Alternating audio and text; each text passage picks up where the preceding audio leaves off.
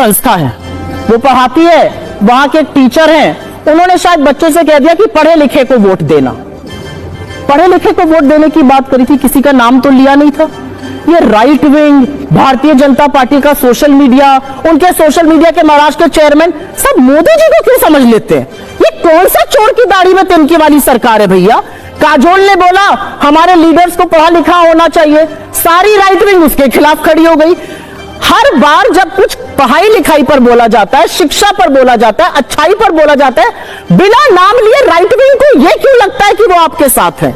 और असलियत यह है कि यह देश इन्होंने बना दिया है कि अन अकेडमी ने उस व्यक्ति को, सांगवान जो पढ़ा रहे थे, और कहा, और मुझे लगता है बच्चों को यह बोलना, अगर मैं इन बच्चों को बोलती हूं बेटा पढ़ो लिखो, कुछ बनो, कुछ काम करो, अपना नाम करो, शिक्षित लोगों के साथ रहो, अच्छे लोगों के साथ वक्त बिताओ, तो मैं क्या गलत कह रही हूं? उस व्यक्ति को नौकरी से निकाल दिया क्योंकि राइट विंग ने उसको बुली किया, राइट विंग ने प्रेशर बनाया। यह बना दिया आपने मेरे देश को। यह चंगा है कि पढ़ने लिखने की बात करने वालों को आप बर्खास्त करा देते। क्या बना दिया आपने इस देश को? और आप बात करते हैं आत्मगौरव की।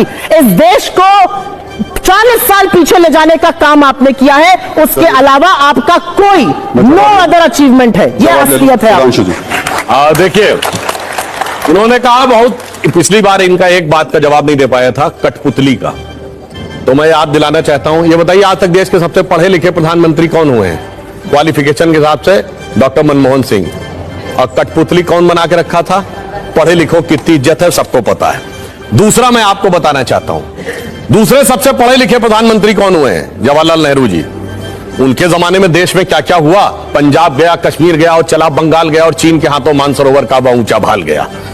अब यह भी बताना चाहता हूं कि पढ़ने लिखने की बात तो हम लोग करते थे, मगर ये पढ़े लिखे वाला नैरेटिव दिया किसने था? आम आदमी पार्टी ने ना।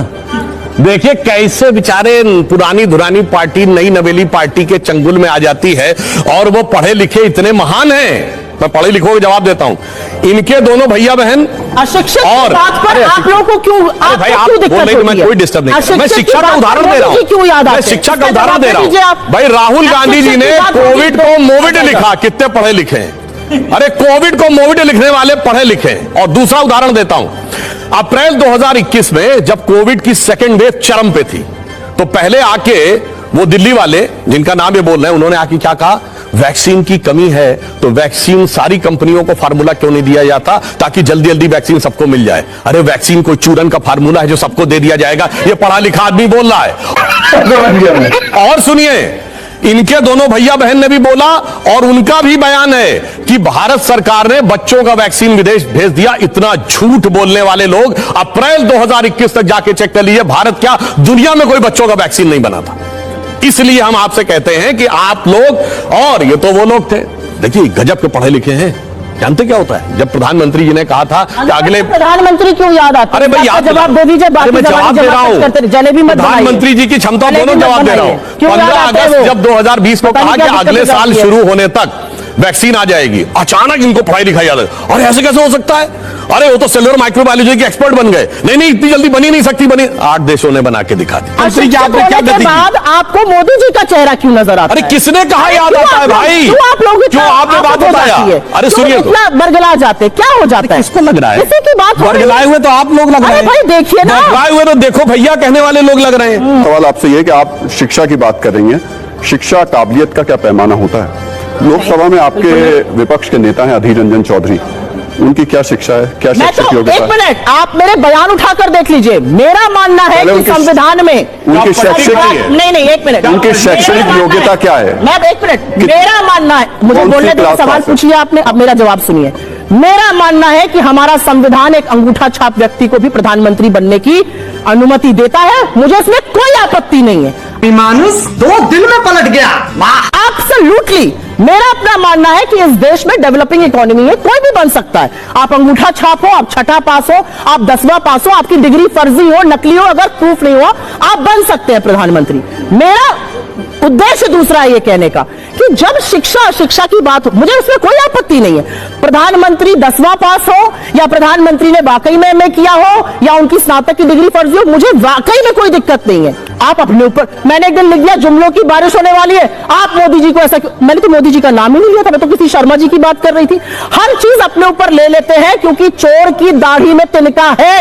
मेरा मत है इस देश का संविधान सर्वोपरि है, मुझे कोई आपत्ति नहीं है, मुझे कोई आपत्ति नहीं है। मुझे ऐसा लगता है कि हार्वर्ड एजुकेटेड और अंगूठा छाप व्यक्ति इस संविधान को एक दिखता है, जिस संविधान को ये बदलना चाहते हैं इनके लोग बदलने पर लेख संविधान बदलने की तैयारी कर रहे हैं क्या? पहले ये कह दें संविधान बदला था या नहीं, सारे ह्यूमन राइट समाप्त कर दिए थे नहीं, बोलिए हाँ या ना, बोलिए हाँ या ना, बदल चुके हैं पे बोलिए ना। किसी ने कहा, कोई कह रहे हैं इस कॉन्टेक्स्ट से छोड़िए, जो हो चुका उस पर जवाब हुई कोई नहीं है, वो महत्वपूर्ण व्यक्ति है। उसको कन्नी से बताइए ना, आप तो बदल चुके हैं ना। इन्होंने बहुत बोला, इन्होंने नेता जवाब तो लेने दीजिए। अरे जवाब आप ही के सवाल का जवाब, आपके सवाल का जवाब ले लेते हैं, बताइए। चलिए अब मैं बताता हूं, इन्होंने तो कहा विवेक ओबेरॉय का, सुनिए आप ही के सवाल का जवाब। इनके नेता प्रतिपक्ष अधीर रंजन चौधरी ने 370 के ऊपर सदन के पटल पर कहा कि भारत के संविधान के अनुसार भारत सरकार को अधिकारी नहीं है ये 370 चेंज करने का, चूंकि ये यूएन का मुद्दा है। बोलिए आप सहमत है कि नहीं? ये तो आपके नेता प्रतिपक्ष का बयान है, जवाब दीजिए। जवाब दीजिए। विवेक देबरॉय का समर्थन करते हैं, हमारी पार्टी के नेता नहीं है, अपनी पार्टी के नेता का जवाब दीजिए। मत भागिए, मत भागिए, अधीररंजन चौधरी जी की बहुत याद आ रही है ना आपको, तो आपकी बखिया उधेड़ती हूँ अभी। अधीररंजन चौधरी पर्सनल गाय हो जाती भाई। अरे आपकी बात ही क्या बात जवाब दे रही हूँ। अधीररंजन चौधरी पहले जवाब दीजिए, 370 पर उनका बयान सही था या नहीं, बोलिए हाँ या ना। आप पार्टी के प्रवक्ता हैं, बोल चुके। हाँ, चलिए जवाब ले लेते हैं। अधीररंजन चौधरी जी नेता प्रतिपक्ष हैं। अधीररंजन चौधरी जी लोकसभा में बोल रहे थे, वो बंगाली है, मुझे नहीं पता यहाँ पे कितने लोग बांग्ला भाषा जानते हैं। बांग्ला भाषा में नीरव का मतलब होता है जो व्यक्ति चुप रहता है, रणछोड़ जो चुप रहता है।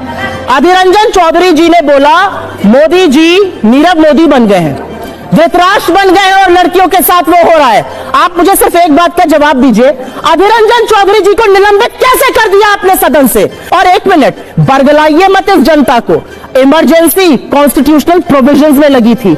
इमरजेंसी आपकी तरह अघोषित इमरजेंसी नहीं थी और हत्याएं नहीं हो रही थी ट्रेन में, पत्रकारों को डाला नहीं जा रहा था जेल में। अच्छा, उसने मुजहर की बात तो कुछ ज्यादा हो गया। बजाइए ताली इस बात पर। क्या बात करते हैं आप लोग? शर्म नहीं आती? आप महिला हैं, आपको शर्म नहीं आती कि एक और महिला के साथ क्या हुआ? आप ताली ठोकने की काम करते हैं। अब मैं जवाब दूं, अब शर्म आनी चाहिए। इन्होंने कहा था 267 पे, सुनिए, सदन की सारी कार्रवाई रोककर मणिपुर पे चर्चा की जाए। जब सदन की सारी कार्रवाई रोकने की बात थी तो दिल्ली बिल पे क्यों तैयार हो गए? राजनीति ऊपर, मणिपुर पीछे, यह हकीकत थी। गिरजा टिक्कू के साथ रेप करके आरएस से काट दिया गया था और उन लोगों ने जो किया था, उस यासीन मलिक को बुलाकर प्रधानमंत्री आवास में आवभगत की गई, जिसकी बीवी इस समय जाके पाकिस्तान की कैबिनेट में शामिल हो गई है। इतना ही नहीं, इनके मुख्यमंत्री ने कहा केरल में